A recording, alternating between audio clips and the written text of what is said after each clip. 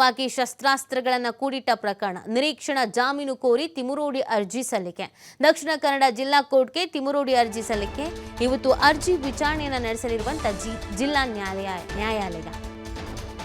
ಮನೆಯಲ್ಲಿ ಅಕ್ರಮವಾಗಿ ಶಸ್ತ್ರಾಸ್ತ್ರಗಳನ್ನು ಕೂಡಿಟ್ಟ ಪ್ರಕರಣ ಏನಿತ್ತು, ನಿರೀಕ್ಷಣಾ ಜಾಮೀನು ಕೋರಿ ತಿಮುರೋಡಿ ಅರ್ಜಿಯನ್ನು ಸಲ್ಲಿಕೆ ಮಾಡಿದ್ದಾರೆ. ಅವತ್ತು ತಿಮುರೋಡಿ ಅವರ ಮನೆಗೆ ಹೋಗಿದ್ರಲ್ಲ, ಈ ಸಂದರ್ಭದಲ್ಲಿ ಅವರ ಮನೆಯಲ್ಲಿ ಒಂದಷ್ಟು ಶಸ್ತ್ರಾಸ್ತ್ರಗಳು ಸಿಕ್ಕಿತ್ತು. ಕೋವಿ ಮತ್ತು ಒಂದಷ್ಟು ಮಾರಕಾಸ್ತ್ರಗಳ ಥರದ ವಸ್ತುಗಳು ಇವೆಲ್ಲ ಸಿಕ್ಕಿತ್ತು. ಅದನ್ನು ಆರ್ಮ್ಸ್ ಆ್ಯಕ್ಟ್ ಪ್ರಕಾರವಾಗಿ ಮನೇಲಿ ಇಟ್ಕೊಳ್ಳೋ ಹಾಗಿಲ್ಲ, ಅವಕಾಶ ಇಲ್ಲ. ಲೈಸೆನ್ಸ್ ಎಲ್ಲ ಇತ್ತು ಅಂತಂದರೆ ಫೈನ್, ಇಲ್ಲ ಅಂತ ಅಂದರೆ ಅದನ್ನು ಇಟ್ಕೊಳ್ಳೋ ಹಾಗಿಲ್ಲ. ಸೊ ಇದರ ಹಿನ್ನೆಲೆಯಲ್ಲಿ ಪ್ರಕರಣ ದಾಖಲಾಗಿತ್ತು. ಇದೀಗ ನಿರೀಕ್ಷಣಾ ಜಾಮೀನು ಕೋರಿ ತಿಮುರೋಡಿ ಅರ್ಜಿಯನ್ನು ಸಲ್ಲಿಕೆ ಮಾಡಿದ್ದಾರೆ. ದಕ್ಷಿಣ ಕನ್ನಡ ಜಿಲ್ಲಾ ಕೋರ್ಟ್ಗೆ ತಿಮುರೋಡಿ ಅರ್ಜಿಯನ್ನು ಸಲ್ಲಿಕೆ ಮಾಡಿರೋದು. ಇವತ್ತು ಅರ್ಜಿ ವಿಚಾರಣೆಯನ್ನು ನಡೆಸಲಿರುವಂಥ ಜಿಲ್ಲಾ ನ್ಯಾಯಾಲಯ. ಇವತ್ತಿಗೇನು ತೀರ್ಪು ಬರುತ್ತೆ ಅನ್ನೋದನ್ನು ನೋಡಬೇಕಾಗತ್ತೆ. ಈಗ ಆಲ್ರೆಡಿ ತಿಮುರೋಡಿಗೆ ಸಂಕಷ್ಟ ಕೂಡ ಶುರುವಾಗಿದೆ.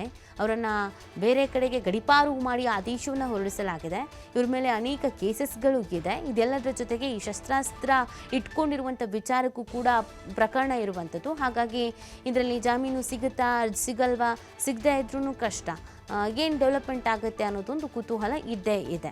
ನೋಡಿ, ಯಾವುದೋ ಒಂದು ಪ್ರಕರಣದಲ್ಲಿ ಇವ್ರ ಹೆಸರು ತಳ್ಕಾಕಳತ್ತೆ, ಯಾವುದೋ ಪ್ರಕರಣದಲ್ಲಿ ಇವರನ್ನ ವಶಕ್ಕೆ ಪಡ್ಕೊಳ್ಳೋದಕ್ಕೆ ಅಂತ ಹೋಗ್ಲಾಗತ್ತೆ. ಆ ಸಂದರ್ಭದಲ್ಲಿ ಇವರ ಮನೆಯಲ್ಲಿ ಶಸ್ತ್ರಾಸ್ತ್ರಗಳು ಸಿಗುವಂಥದ್ದು, ಅದನ್ನು ವಶಕ್ಕೆ ಪಡ್ಕೊಳ್ಳಲಾಗಿದೆ. ಅದಾದ ನಂತರ ಆರ್ಮ್ಸ್ ಆ್ಯಕ್ಟ್ ಅಡಿಯಲ್ಲಿ ಪ್ರಕರಣವನ್ನು ದಾಖಲಿಸಿಕೊಳ್ಳಲಾಗಿದೆ. ಇದೀಗ ಇವರು ಜಾಮೀನು ಕೋರಿ ಅರ್ಜಿಯನ್ನು ಸಲ್ಲಿಕೆ ಮಾಡಿಕೊಂಡಿದ್ದಾರೆ. ಇನ್ನು ವಿಚಾರಣೆಯನ್ನು ನಡೆಸಿ ಏನು ತೀರ್ಪು ಪ್ರಕಟ ಆಗುತ್ತೆ, ಏನು ಆದೇಶ ಪ್ರಕಟ ಆಗುತ್ತೆ ಅನ್ನೋದನ್ನು ಕಾದು ನೋಡಬೇಕಾಗುತ್ತೆ.